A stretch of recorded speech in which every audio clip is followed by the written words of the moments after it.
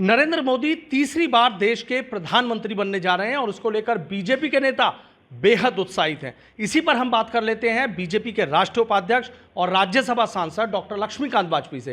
Doctor साहब, देख रहे हैं कि तीसरी बार फिर मोदी सरकार वाली जो बात थी वो पूरी होने जा रही है। देश में एक दूसरा दृष्टांत बनने जा रहा है। पंडित नेहरू जी ने भी 3 बार लगातार सरकार बनाई थी। कल आदरणीय नरेंद्र मोदी जी लगातार तीसरी बार देश के प्रधानमंत्री बनने जा रहे हैं। ये देश के लिए एक सौभाग्य की बात है। वर्तमान में जो परिणाम आया है उससे कोई हतोत्साहित होने, निराशा की कोई बात नहीं है। प्रयास अच्छे के लिए किया गया था, लेकिन जो जनता का निर्णय है सर माथे पर है। लेकिन जनता ने सिंगल लार्जेस्ट पार्टी भाजपा को बनाया है। गठबंधन मिलाकर भी हमसे आगे नहीं है। तो इससे समझ लीजिए कि जनता ने हमको विश्वास दिया, कहीं ना कहीं कुछ चूक रह गई है, लेकिन हम जनता की सेवा करके, भारत माता की सेवा करके, राष्ट्रवाद का पोषण करके और विकास के लिए अपनी जो योजनाएं हैं उन पर आगे बढ़कर हम देश की जनता को नरेंद्र मोदी जी की तीसरी सरकार के कार्यकाल में पहले 100 दिन में ही बता देंगे कि जनता यार हमसे कहीं चूक हुई है, यानी हम जनता के प्रति नतमस्तक हैं। और पहले 100 दिन में वो काम करके दिखाएंगे कि विपक्ष भी बगले झांकेगा और जनता भी दांतों तले उंगली दबाएगी। विपक्ष को कोई नसीहत देना चाहेंगे, कुछ कहना चाहेंगे? जिस तरीके से विपक्ष को हमारा कहना ये है कि चुनाव लड़ने में पक्ष विपक्ष दो ही होते हैं और लोकतंत्र में विपक्ष मजबूत होना चाहिए, इसमें कोई मतभेद नहीं है। लेकिन विपक्ष को भी सामान्यतः जिम्मेदाराना रवैया अपनाना चाहिए। और चुनाव निपट चुका है, अब स्वस्थ वातावरण में आप विपक्ष का रोल अदा करें, हम सत्ता का रोल अदा करेंगे। और पार्लियामेंट के भीतर हम एक ऐसा समरसता का वातावरण देंगे कि देश के विकास में, भारत माता के अर्चन और बंधन में कहीं भी विपक्ष ऐसा एहसास न कराए कि वो रोड़ा है।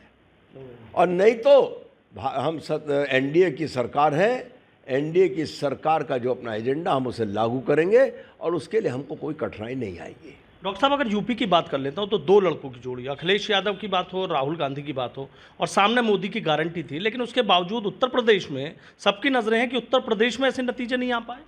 अति आत्मविश्वास का शिकार हुए हैं हम कार्यकर्ताओं ने, संगठन ने कहीं ये भरोसा कर लिया कि अब तो हम जीत जाएंगे। और इसका मैं उदाहरण देना चाहता हूं कि आदरणीय अटल जी जब प्रधानमंत्री थे तो उस वक्त फील गुड और शाइनिंग इंडिया 2 बातें आई थी और उस वक्त भी कार्यकर्ता अति आत्मविश्वास का शिकार हुआ था, परिणाम नुकसानदेह हुआ था। उसी प्रकार अति आत्मविश्वास का शिकार होने के कारण ये परिस्थिति आई है। लेकिन निराशा बिल्कुल नहीं, चिंता बिल्कुल नहीं, पूरी ताकत से घुटने टेक कर जनता की सेवा करेंगे और दोबारा वापस आएंगे। कारण है कि 2 से 10 साल सरकार चलाई है, 2 सांसदों के बाद। इसके बाद भी फिर एनडीए के नेतृत्व में सरकार चलेगी, आप इसका भरोसा रखें। लेकिन आपको नहीं लगता कि आने वाले टाइम में 2 लड़कों की जोड़ी कोई चुनौती आपके सामने और बड़ी खड़ी कर सकती है? 2 बार चुनौती देने की कोशिश की, नहीं दे पाए। इस बार चुनौती दी है, लेकिन वक्त का इंतज़ार करना चाहिए और वक्त के अनुसार अपना आचरण व्यवहार रखना चाहिए। 2029 तक 2047 में जो विकसित भारत का संकल्प आदरणीय प्रधानमंत्री श्री नरेंद्र मोदी जी ने लिया है उसकी नींव पड़ जाएगी और भारत की अर्थव्यवस्था को 5वें पायदान से तीसरे पायदान पर ले जाने की भी नींव पहुंचा देंगे। 5वें पायदान पर आते आते इंफ्रास्ट्रक्चर के लिए जितनी धनराशि उपलब्ध हुई वो बढ़ा हुआ इंफ्रास्ट्रक्चर बता रहा है। तो कल्पना करिए कि जब भारत की अर्थव्यवस्था तीसरे पायदान पर आएगी तो कितना संसाधन उपलब्ध होंगे और देश की जनता को जीने के लिए, काम करने के लिए कितना इंफ्रास्ट्रक्चर के साधन उपलब्ध होंगे। अभूतपूर्व होगा, इसे कहने में मुझे कोई संकोच नहीं है। मतलब चीज़ें बदल जाएंगी, 100% बदल जाएंगी। जब 11 से 5वें में बदली हैं तो 5 से तीसरे में भी बदलेंगी। आखिरी सवाल मेरा है कि पूरे देश में एक तरह की चर्चा चल रही है, डॉक्टर साहब, क्या हो सकता है अयोध्या जिस तरीके से फैजाबाद को आ रहे हैं, क्या लग रहा है उसके पीछे की वजह? सब लोग यही जानना चाह रहे हैं कि जहां से राम नाम का गुणगान हुआ, राम नाम के नारे लगे, वहीं पर ही बीजेपी सीट को हार। ये वो लोग कह रहे हैं जो राम का नाम लेना भी पसंद नहीं करते थे। ये वो लोग कह रहे हैं जो राम मंदिर के उद्घाटन के कार्यक्रम में भी नहीं गए थे।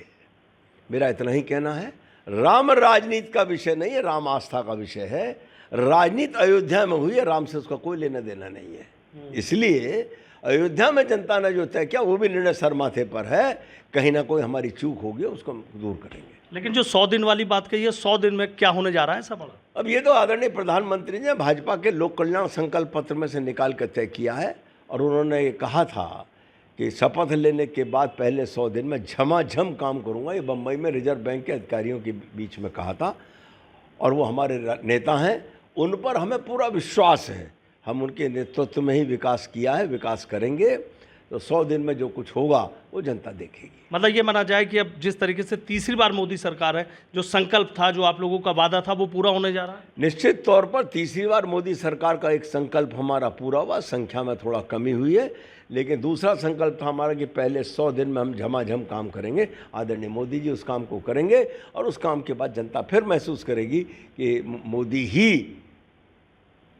देश का रक्षक हो सकता है, भारत माता का अर्चन और वंदन करने वाला हो सकता है, राष्ट्रवाद का पोषक हो सकता है। यानी हौसले पूरे बुलंद हैं। नहीं, हौसले में कौन सी कमी आ गई? चुनाव में दो ही तो चीज़ होती है, जीत या हार। हम हारे नहीं हैं। ये तो प्रधानमंत्री जी ने भी कहा है, हम सरकार बना रहे हैं, हम कल शपथ लेने जा रहे हैं। वो लोग जो एकदम से बौखला गए थे कथित चुनाव का परिणाम देख के, सिंगल लार्जेस्ट पार्टी है भारतीय जनता पार्टी, और सारा गठबंधन मिलकर भी हमको पार नहीं कर पाया। तो इसका मतलब जीते हम हैं, जनता ने हमको अपना आशीर्वाद दिया है। पश्चिम उत्तर प्रदेश से कौन मंत्रिमंडल में शामिल हो सकता है? ये मैं नहीं कुछ कर, ये मेरा कोई विषय नहीं है। ये विषय माननीय प्रधानमंत्री जी का है, और माननीय प्रधानमंत्री जिसको तय करेंगे वो शामिल होगा। ठीक है, बहुत बहुत शुक्रिया। तो देखिए, बीजेपी के राष्ट्रीय उपाध्यक्ष डॉक्टर लक्ष्मीकांत वाजपेयी सीधा कह रहे हैं कि हौसला कम नहीं हुआ है, हम हारे नहीं हैं, हम चुनाव जीते हैं। तीसरी बार फिर मोदी सरकार बनने जा रही है, और 100 दिन का इंतजार कीजिए कि 100 दिन में किस तरीके से झमाझम काम होंगे। हौसला मजबूत है, कहीं ना कहीं जो चूक हुई है उसको भी दूर कर दिया जाएगा। Sanuj Sharma, ABP news, Meerut.